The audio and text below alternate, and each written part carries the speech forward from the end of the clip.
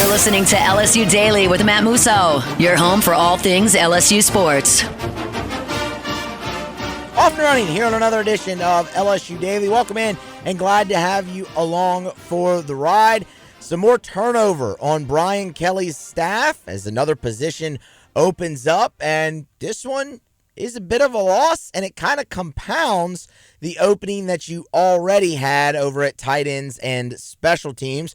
We'll talk about that and which direction the Tigers might go. Also, brief thumbnail recap on the LSU Hoops loss at Texas A&M. It's just really bleak around LSU men's basketball, but I do have a quick thought that we'll get to close the show. So be sure to like, subscribe, share, follow me on social media at Musso Matthew on Twitter X. You can find me on Facebook, of course, on Instagram as well, at Matthew Musso1. All of that is greatly appreciated. All right, let's go ahead and dive right into it, and we'll start with LSU football, as kind of is tradition. So on Sunday evening, news broke that new North Carolina head coach Bill Belichick is expected to hire LSU senior defensive analyst Bob Diaco as his linebackers coach. That report first from Inside Carolina. And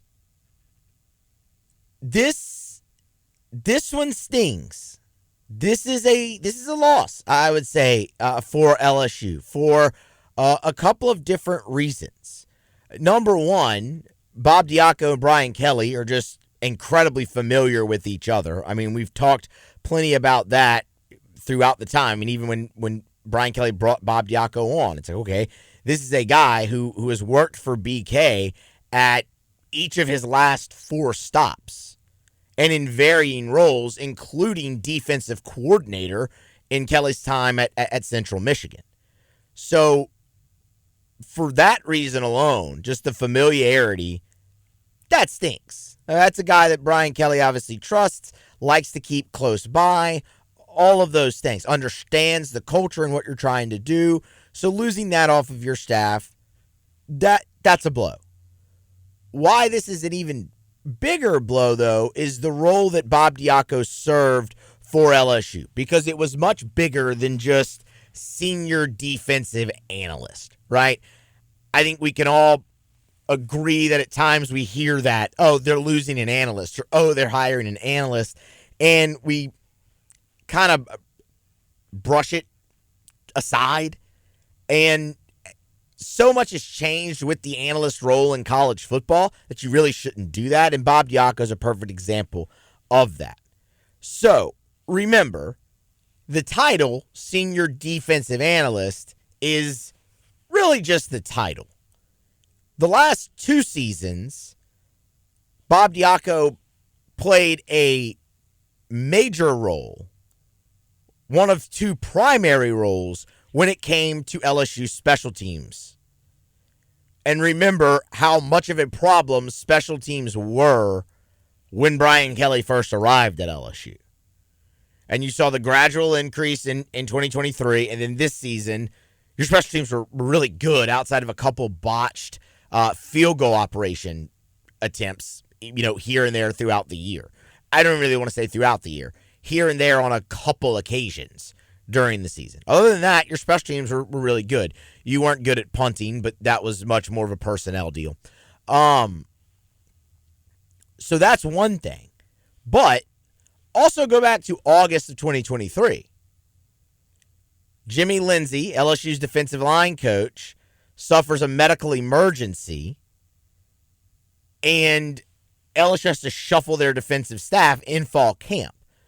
Well, Bob Diaco steps up, is promoted to special teams coordinator and outside linebackers coach at that point. Now, he would resume his role as senior defensive analyst in 2024, but as we mentioned, so much has changed with the analyst role in college football, including they're now allowed to coach on the field during practice and things of that nature. And there was never any mistaking where Bob Diaco was on the field during practice. You heard him.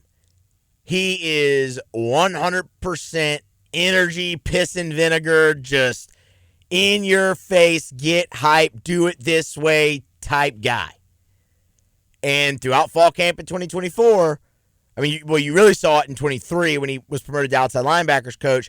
But then even in 2024, he's out there again running special teams drills, organizing them, setting them up, all of those things, and even was on headset during the games this season in 2024, really heavily involved in the special teams plays.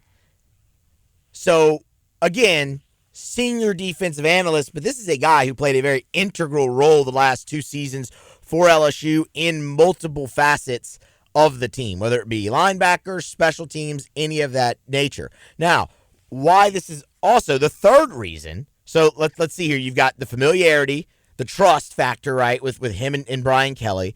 You've got the work he did on special teams and other places on the defense, the energy he brings, all of those things. The third reason that this is such a blow is Slade Nagel leaving LSU after the 2024 season to be the offensive coordinator at Houston under Willie Fritz.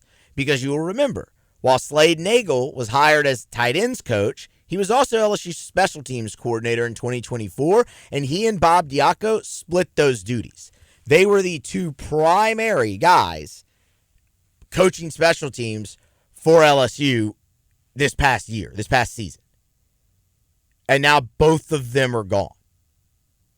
So that opens up a giant hole, really now 2 holes on LSU's team. Because you already had to replace the tight end coach angle of Slade Nagel, but you still had Bob Diaco hanging around there who could continue to help coach special teams and handle that responsibility for the bowl game and all of those things. Now, you full-on need tight end coach and special teams coordinator. And, look, there has not been a lot of movement there. I mean, LSU still has time. You have to have those roles filled by spring, obviously. You know, Brian Kelly was just at the coaches convention up there in Charlotte, and I'm sure made plenty of connections, and hopefully you see some movement on that front now, especially with Bob Diaco out. And again, you having now basically 2 positions wide open on your immediate staff. Obviously, you know, we had talked plenty about Tommy Reese potentially coming in, potentially being a target for LSU when it came to tight ends coach. We mentioned that at the end of last week, that he's been promoted to offensive coordinator for the Cleveland Browns, so that obviously will not be coming to fruition or realizing its potential, right? So, again, just not much movement really there right now for LSU, but maybe that picks up a little bit here now that you have 2 positions open, basically, and Brian Kelly's back from the coaches convention.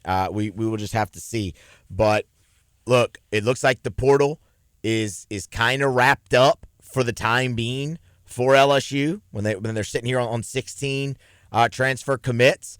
Yes, you still have the spring portal window. I would think they would try to take a run at somebody if there's somebody that fits their eye there in that position in that portal window. The only position they're really still searching for would be offensive tackle, but I think it would again have to be somebody that really fits their eye to go after there in the spring portal window, because we know the options are thinner there, and it also gets much more expensive. And LSU's already invested a lot in 2025's team, as they should. So, I mean, like, it's not a knock or anything. That's what we were all clamoring for. It's what they promised, and it's what they've delivered. But you have already invested a lot. That spring portal window gets a little bit more expensive with thinner options. So, we'll have to wait and see there. But with that pretty much wrapped up, I mean, the next thing that should be top of mind for everybody involved with the LSU football program, including those who cover it or follow it, from a fan perspective, will be filling these coaching spots.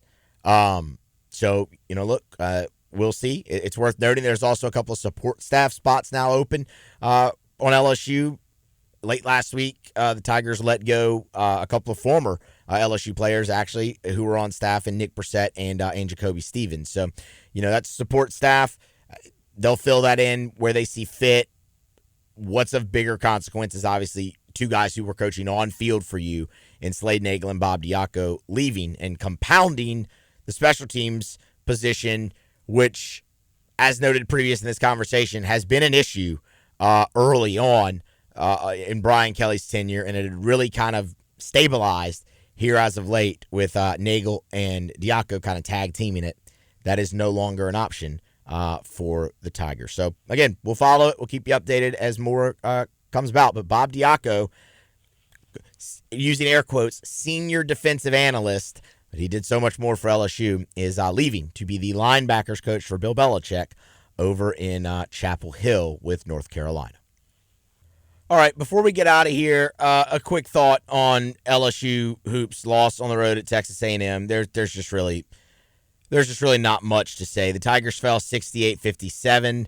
They're 12-6 now, 1-4 in conference play. And when you look at the schedule upcoming, a trip to Alabama on Tuesday, where you have to go to Coleman Coliseum, and you're not going to win that basketball game. That place has just been a house of horrors. LSU's won 9 times in their history at Coleman Coliseum, and this is a really good Bama team, and you aren't really good, and they're going to beat you and probably beat you pretty handily. And then you have to come home and face Auburn, who might be the best team in the country. 1-6 isn't just in play; it feels likely for the start for SEC play, and that's really tough. It's just that's really, really tough to even try to get behind. There's not much room for optimism. I wish there was. Look, when you look at the game on Saturday, we talked about it here. Texas A&M is not one of the better offensive teams in the league. I mean, they were right kind of around their average at 68 points. LSU needed to have a big offensive day and kind of force this more into a shootout, and they couldn't do it. LSU, you scored 57 points. Cam Carter, who has been awesome for you all year, the guy carries the weight of the team on his shoulders, on his back.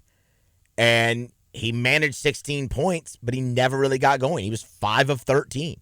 Like, he never really found any rhythm. You had one other player. In double figures, and that was Jordan Sears. And most of the hay from him came at the free throw line. He was 8 of 8. He made he made one shot from the floor. And that was kind of really just the story. I mean, LSU shot 36%, y'all. They were terrible offensively. They had almost an 8-minute stretch in the second half where they didn't make a field goal. And in that same stretch, they turned the ball over 6 times. It's the same problems you've seen over and over again. And that's what's disappointing about the state of the program right now. You have to be able to see some type of improvement. And you just haven't. You know, we highlighted the free throw line. LSU was 16 of 18 from the free throw line. That's 88%. And they were right there again. They were really good. They shouldn't get there enough. Like, for this team, with the lack of offensive punch that you have, you've got to get to the free throw line like 20, 24 times a game. Mid-20s. To really try to make up for some of that. But the turnovers continue to be the big issue. The lack of scoring option in your front court, the big issue. Losing Jalen Reed in your front, I mean, that really, really hurt. Because that was a guy who showed the ability to score. Lose him for the season. And they wanted to be a better three-point shooting team this year, and they haven't been. And, I mean, on top of that, you're getting out-rebounded consistently. 18 turnovers for LSU, again, by the way. I mean, so it's the same issues. And, again, that's the disappointing thing, because you're looking for some type of sign of improvement, and it's just not there. And that's where your confidence starts to be shaken in where things are heading. It just is. But you got a long way to go. I don't think Matt McMahon's getting fired anytime soon. So you keep rolling along. But what I ultimately wanted to see LSU do in this game was acquit themselves better on the road. And for like 2/3 of the game, they did.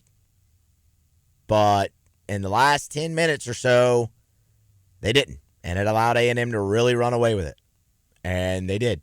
68-57. LSU's 12-6, 1-4. They're back on the floor Tuesday night. They travel to Tuscaloosa to face the Tide in Coleman Coliseum. And that's going to be a rough one. That's going to wrap it up here for us. Be sure to subscribe, share, like. All that's greatly appreciated. Follow me on social media. And be here next time for more on LSU Daily.